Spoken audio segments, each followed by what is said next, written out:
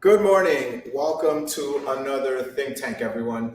Hope everyone had a great Memorial Day weekend and spent some time honoring the troops and our armed forces. And today we are officially back at work. Tuesdays are always interesting coming off a long weekend because it feels like a Monday, but it's actually Tuesday.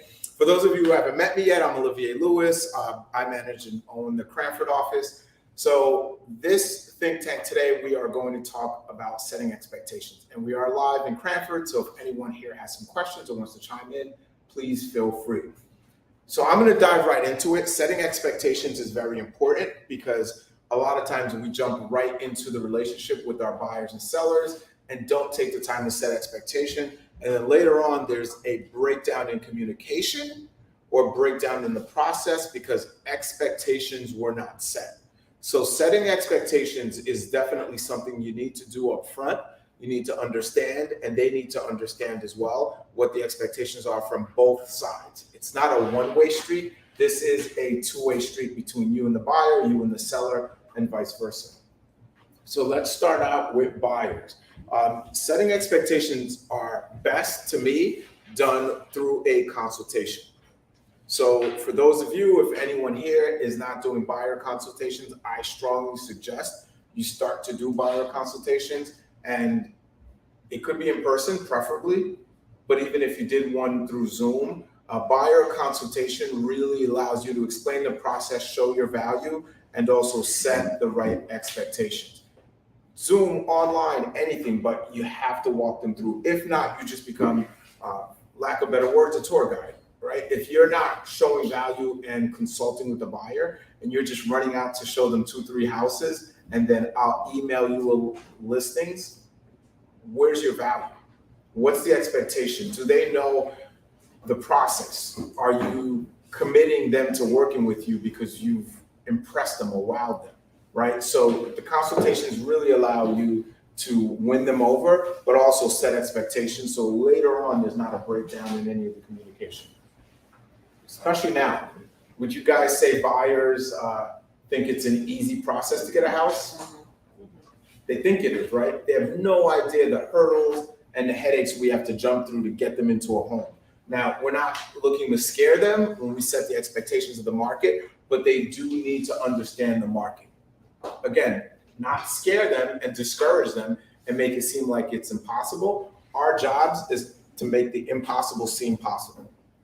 Our jobs is to help them overcome the challenges of the market and get them into a home. Whether we shop them around as a buyer, whether we source properties, whether we leverage our relationships, or whether we just do a great job of negotiating and keeping an eye on the market, that is our job. So letting them know about the market is a part of it. So at the time when they're writing an offer, they're not blindsided by having to go 10, 15,000 over, et cetera.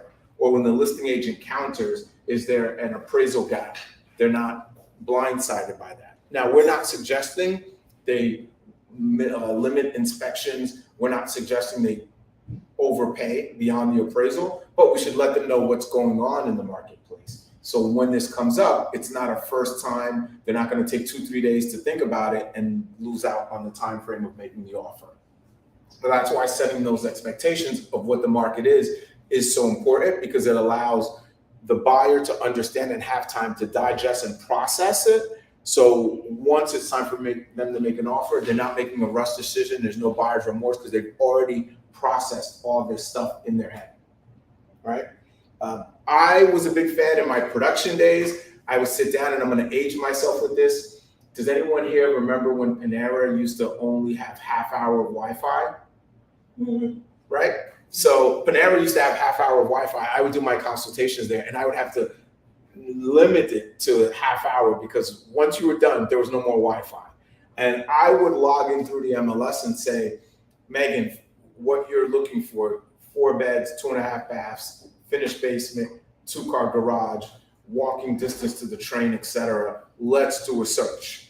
And I would walk them through and you do a search and 0 would come up once you put in all the criteria. And I would say, as a realtor, if I were looking with the same criteria as you, I would get the same results because there's no magic database. We all share the listings through our internet data exchange, MLS rather. But I would walk them through and they would say, oh, there's nothing. Then I would say, well, if we could find the ideal house, checks all the boxes, but doesn't have the finished basement, does that work? Well, yeah. All right, so let's look at homes without finished basements, right? If we could find the ideal house, doesn't have the updated kitchen, but you can do that later. Change the counters, and by the way, here's a flyer from Home Depot or a cabinet store. Here's roughly, rough ballpark of where you could be cost-wise. Would you still look at the house? Well, yeah, that's not too bad. I can manage it. And then I would set an expectation that we don't need to look for your wish list. We just need to look for your needs. Can't compromise location, can't compromise size. Yeah, you can do an addition later on, but that's very difficult. Most people don't want to live through that. But I would basically break down their wish list to their needs list and set the expectation that we need to look at everything. Because if you want to check all these boxes, no results are going to come up like when we started. And then it was set the idea that you can update, you can change the home so they don't need to have everything at once. But that was my process of setting expectations with buyers. So then I would, last but not least, of one of the things I used to set expectations on is I would show them the CMA or the one-line report. Every MLS calls it something different. The reason I would do that is I didn't want this concept that some buyers have of you never know. So it's listed for 400, but let's try it 350 because you never know. No, I do know, right? I do this every day. So what I would do is I would literally, after I'm done with the search part, I would show them sold, and I would pull the one-line report and show list price versus sales price. And we would just scroll through list sale, list sale, list sale. Listed for $399, sold for $405. Listed for $399, sold for $390. Listed for $399, sold for $420. And we would go through it. And I would say, do you see the trend? Sellers are getting at or above list on average. And there's an average at the bottom. Average list, $399. Average sale price, $395, $390, right? Prior to this market. But that set the expectation that we're not going to go in on a $399 at $350. And I would say we can't ignore the data. Do you guys agree? Are you guys data driven? Do you ignore facts or acknowledge facts? And they say, well, obviously we acknowledge facts. So these are the facts. These are the numbers. And you can look this up. I can email this to you. And once they had the data, it was very hard for them later on to come back and say, hey, I know it's listed for $399, but you never know. Maybe they'll take my $350, right? Because I covered that and I set the expectation that that's not the market we're in. So if you set that expectation and you have those conversations, it saves you time on the back end. Anyone else try this? Not all at once. Yeah. And Okay. then I also use the analytics. Yep. The town analytics. So I'm like, okay, we're looking at 3 bedrooms in Roselle. 3 bedrooms typically sell on average. It says like a percentage, like 101% of the list price, 90%, 104%. Love it. Love it. And that saved you time on the back end, right? Because there was no, you never know, let's try this at. Well, it could still happen, but very few times would someone, after you've done this, really try to lowball when you've explained it and you've had conversations about the facts, the market, and how it works. Anyone else? Cool. So last but not least on buyer expectations is you need to ask the buyers, what do they expect of you? Very important. You also, and this is where I think a lot of agents don't do, you need to tell the buyers what you expect of them. Anyone have their client ever call and say, hey, I saw this house, it looks amazing. I went through all the rooms, it's great, can you write the offer for me? Does that ever happen to anyone in here? Yep, and most of the time why that happens is we never set the expectation that if there's a house out there, green sign, blue sign, pink sign, magenta colored sign, you call me. The person with the sign is representing the seller. They actually have a contract with the seller to represent the seller. Call me for anything, even if it says for sale by owner, even if it says for sale and there's no company, you call me for everything. Once you engage that agent that has the contract with the seller, it may interrupt me being able to help help you or prevent me being able to help you. But we don't set that expectation. And if we don't set that expectation, when that happens, whose fault is it? It's ours. Because we didn't set the expectation. They're not in our industry. They don't know how it works, right? So it's very important to have that conversation. Don't ever call the seller's agent, and I call it seller's agent, not listing agent. They don't know what a listing is necessarily. That's our jargon. Those are our terms. So I always say, don't ever call the seller's agent. Imagine you got something in the mail from an attorney that's litigating against you. Are you going to call them and ask them to represent you?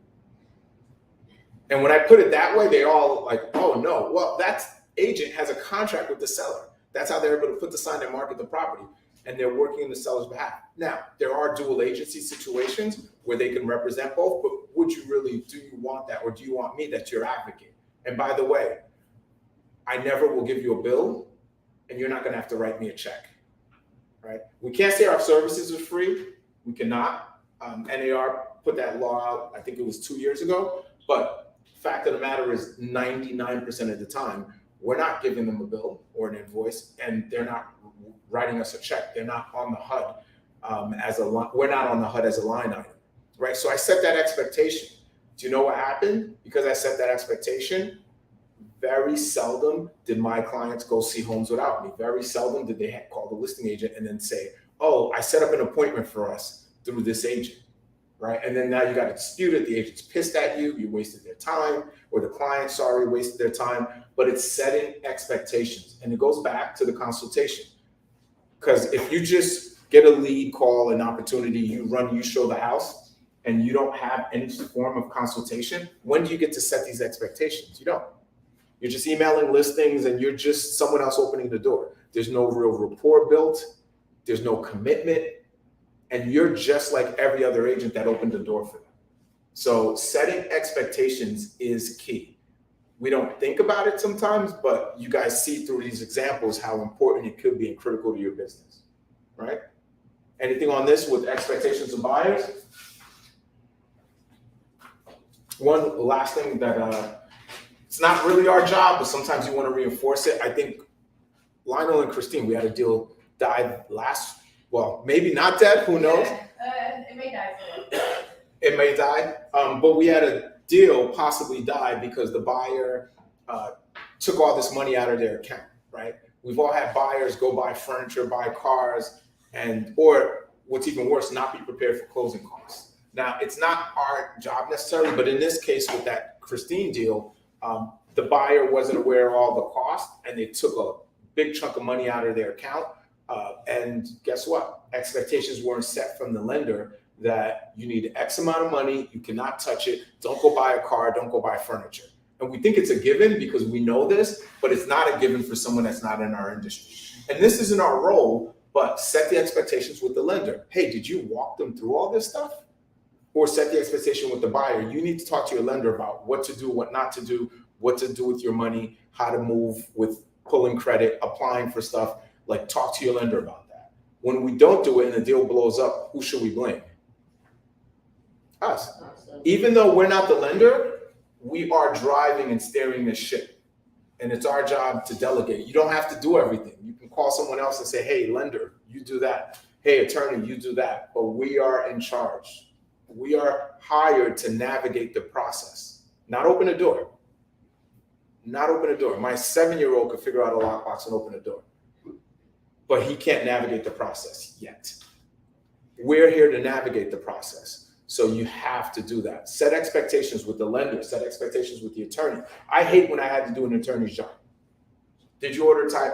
Hey, if I have to micromanage you, I'm moving on. I'm not in the job of micromanaging attorneys to do their job. I got you the contract without you micromanaging me saying, what happened to this client? Where are my deals, right? I shouldn't have to micromanage you about ordering title and responding to attorney review letters, etc. Set expectations across the board. So if nothing else on buyers, let's move on to sellers. I think one of the most important, if I would say the number one thing with sellers, with setting expectations, is what they expect of you. Number one thing, and that's something you need to ask. Carl and I always talk about this on our listing trainings. You need to ask the sellers, what do you expect of me? Communication, is probably one of the big disconnects. Anyone here call expired listings? Yeah. And without you even saying anything about the prior agent, if you just ask, why do you think your home didn't sell? They almost always blame what? The agent. And most of it is there was a lack of expectation. This happened with one of our agents here. He got a listing from calling an expired, and the seller said he never did, the prior listing agent never did an open house. And this was actually Marcus. And Marcus was like, he never did an open house? I do an open house like every single Sunday. How did you not get open houses? And he got the listing because that expectation wasn't met.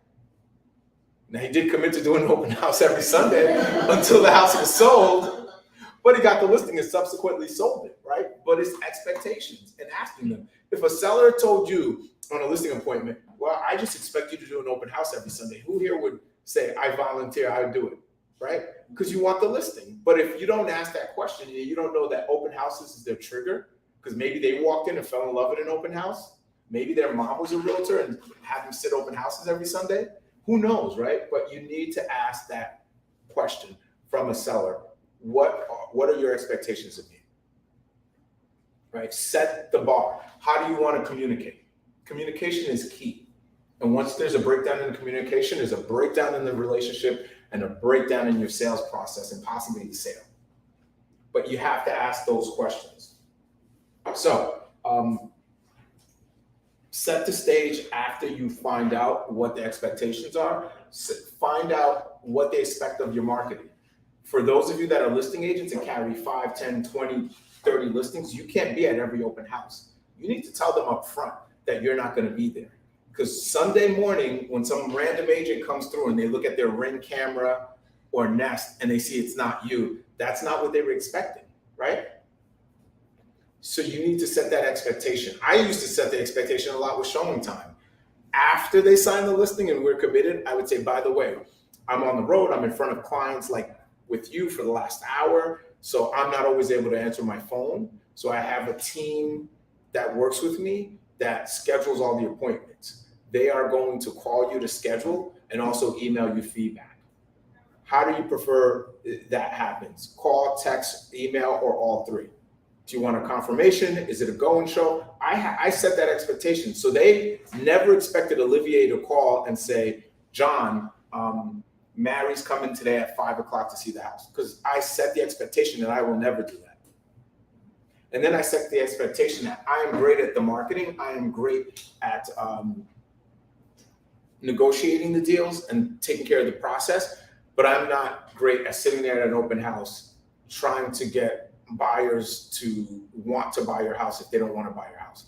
But I have agents that really are great with buyers. They're a lot more patient and they've figured out the magic of converting that. So I'm going to have them sit your open house. Because I've had sellers say, well, why aren't you at the open house? You know my house, I hired you. And once I set the expectation that I'm not the best to handle that and there are people better than me at closing buyers, they understood. But if I did not answer or didn't say anything, and any one of you just showed up, what do you think the seller's going to be? Upset. And there's the breakdown. So setting expectations with sellers is simple because you do it up front and you walk through the process and you set an expectation. Anything that you're doing out of the box, and for a lot of people, showing time is out of the box because the agents, there's still some agents, I don't know why, that text me, call me, like that's very cumbersome. I guess if you have 1 or 2 listings, it's possible, but as you scale, I can't imagine doing that myself, setting appointments and trying to navigate who went where, logging it. That's not the world I want to live in as far as an agent. So it's unconventional to some. Set the expectation with the seller. Because when they get that 800 call and it's someone different every time, that's why I say I have a team, not one person, because they're going to get different calls from different people and they need to know what to expect or breakdown in communication. So any questions, guys, on expectations? Cool. Are you guys shy because the camera's on? All right. Usually I get a ton of questions, but That will wrap up today's think tank. Thanks everyone for tuning in, and I'll see you guys next week.